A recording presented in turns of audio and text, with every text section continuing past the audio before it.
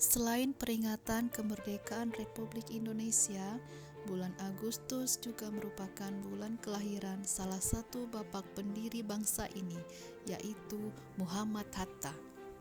Ia lebih dikenal dengan nama Bung Hatta.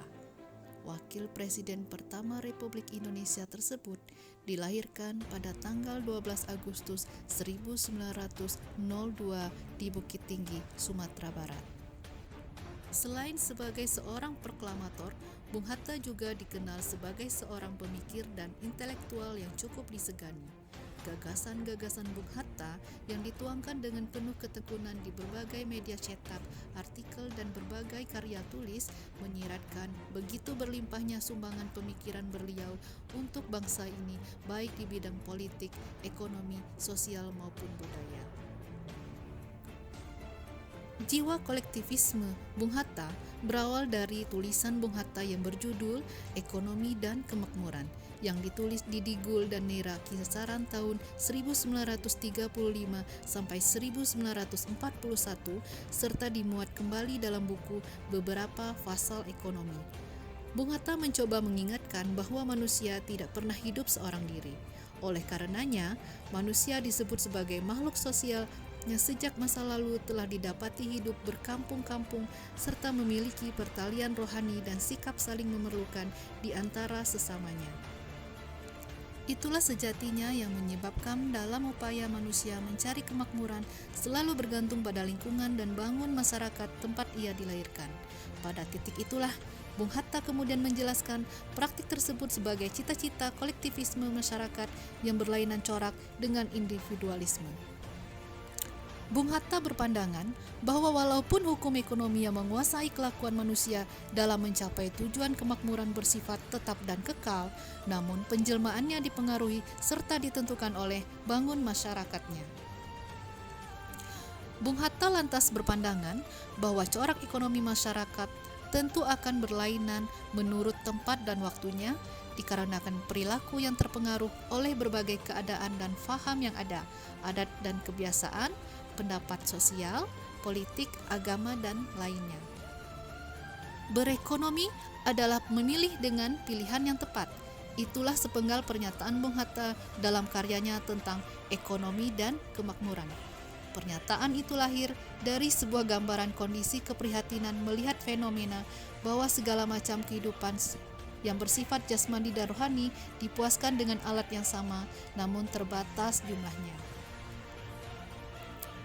Bung Hatta mencoba mengistilahkan bangun sebuah perekonomian modern seperti badan manusia yang dialiri darah dan dijalani oleh urat. Jika darah tertahan, maka badan akan merasa tidak enak. Kemudian pula lah perekonomian modern, jika uang yang menjadi peredaran darahnya terganggu, maka rusaklah penghidupan ekonomi senegerinya. Seandainya bank dan bursa bagi ekonomi kapitalisme diumpamakan sebagai jantung dan urat saraf bagi manusia, maka kerusakan keduanya dipastikan akan berdampak pada krisis ekonomi. Pada tanggal 20 September 1972, Bung Hatta membawakan makalah yang berjudul Pemikiran-pemikiran dalam bidang ekonomi untuk mencapai kemakmuran yang merata. Sesuai dengan amanat pasal 27 ayat 2 dan pasal 33 Undang-Undang Dasar Republik Indonesia 1945, Bung Hatta menjelaskan bahwa kepada rakyat jelata dianjurkan membangun perusahaannya untuk membentuk koperasi. Dengan koperasi yang bersendikan kerjasama, diharapkan perekonomian orang kecil maju berkembang menuju semangat pemerataan. Dalam tataran kebijakan yang lebih luas, menurut Bung Hatta, pemerintah sejak merdeka dengan bantuan panitia pemikir siasat ekonomi telah berpikir tentang konsepsi kemakmuran merata dengan jalan koordinasi transmigrasi dan industri melihat luasnya hamparan Indonesia. Pemerintah sejatinya berniat melanjutkan program transmigrasi yang telah dijalankan sebelumnya oleh pemerintah Hindia Belanda. Pemerintah Indonesia merdeka berkehendak meneruskan tugas penting tersebut dengan menyebarkan industri di Pulau Jawa dan juga di luar Pulau Jawa. Dengan industri yang terpancar itulah menurut Bung Hatta akan lebih mudah memindahkan penduduk yang berlebih di Pulau Jawa ke daerah seberang.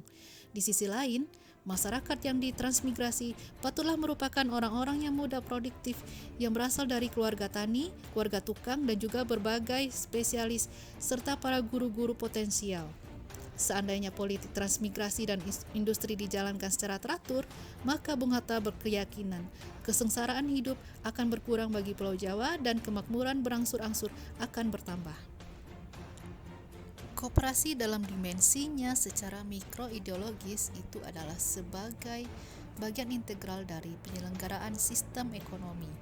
Sebab suatu sistem ekonomi yang baik itu tidak hanya adil, tetapi bagaimana disusun supaya menjadi adil, dan cara-cara koperasi yang demokratis itulah yang kemudian disebut oleh Bung Hatta sebagai bangun perusahaan yang sesuai dengan demokrasi ekonomi kita.